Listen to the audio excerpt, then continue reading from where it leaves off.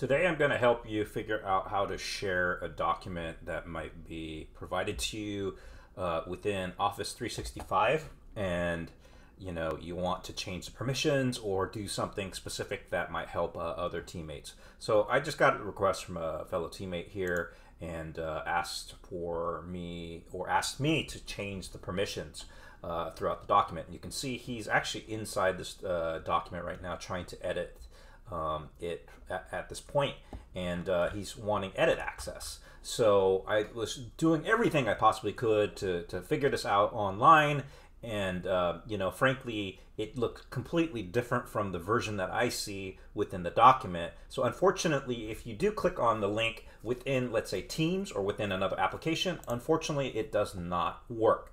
Or at least at this point, I haven't found a solution that actually does help. But if you do have the document and you are able to access it within the regular view, which I'm going to show you here within Word, you can actually see that there is a share button within the document when you do have it in regular mode. And so it's right here, as you can see. And so when you click on the share button, and this is how I originally did it, you just look up that individual's name, and then after you put their name in here and it shows up, basically you can identify whether or not they can edit or view or other settings when you provide that link. So I'm going to click on send as far as edit capabilities, and then basically just send it off, and hopefully he will have access to editing the document moving forward. So that should be it. If there are other ways of doing it, would love to hear how you've done it in the comments, but that is one of the ways that frankly we're able to give other permissions,